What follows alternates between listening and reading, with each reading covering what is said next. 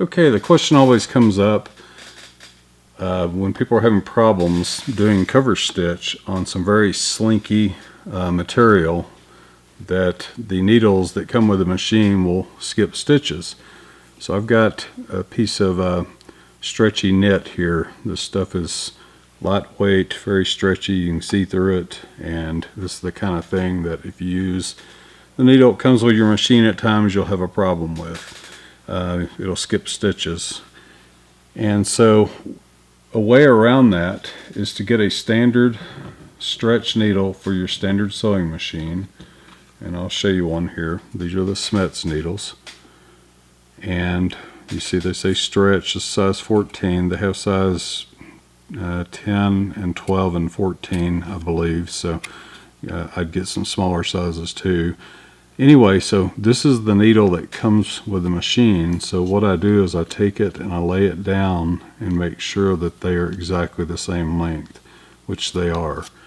And then what I do is, without thread, I rotate the hand wheel and make sure that it's not hitting anything, and that gives you a pretty safe bet if it's not hitting anything. And again, it shouldn't. If you've got a Janome 900 1000 series, this should work on either of those. This is the 1000 CPX that I'm using here.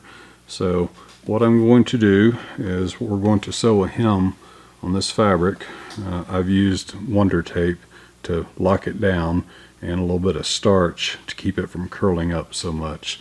So as you can see over here, it's just curling up like crazy. So that's one of the things to do to stabilize it. And my cut line, this scrap fabric, is not really straight, so I'm not going to be on the edge the whole time, but I'll try to keep it on the edge if I can. So let's go ahead and do a test seam here. And I've got a wide 2 needle top stitch on here, and my tension set at 4 on my needles and 3 on my loop. So here we go.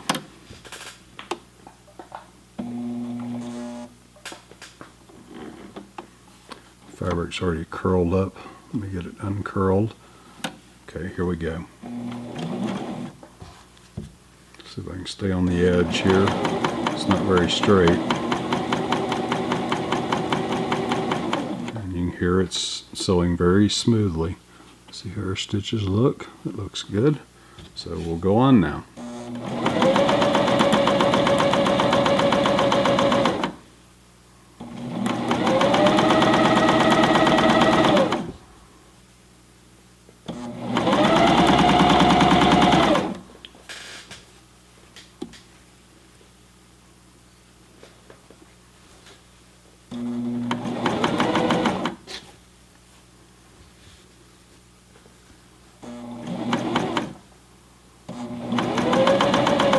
Wandered off the side a little bit there.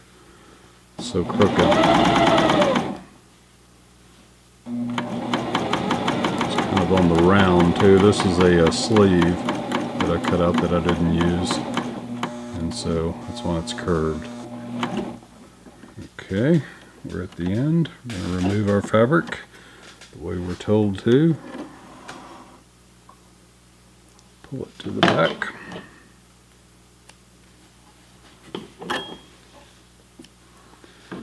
Okay, let's have a look at our stitch here. Everything looks good all the way down. I don't see any skipped stitches. Looks uniform on the back side. Let's have a look at the front side now. And here's our front. And it's kind of disappearing in the fabric, that stitch there. That thread is so thin on one of the spools. That's the difference. But the other thing too is you don't really see much tunneling the way you see when you use the normal needles. So it's laying fairly flat. Again, I went ahead and put a little bit of starch on it and pressed it to keep it flat, so that helps. And if you have too much tunneling, one of the things you can do is go ahead and put a paper towel or some of the tissue paper that you use for stuffing the bags in for gifts, and just put it underneath on the bottom side, of this, and that will keep it from sinking down so much into the plate. So it's easier to remove if you put it on the top, so that'll work too. So try it on the top first, but if it gets really bad, sometimes I put it on the bottom and then I just wet it down and it'll tear right out. So anyway, give that a try.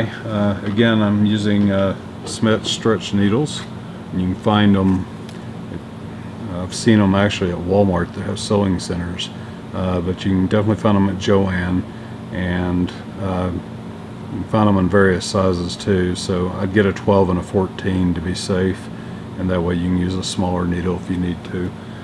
Okay, that's it for today. Let me know if you have any questions and I'll be happy to help out.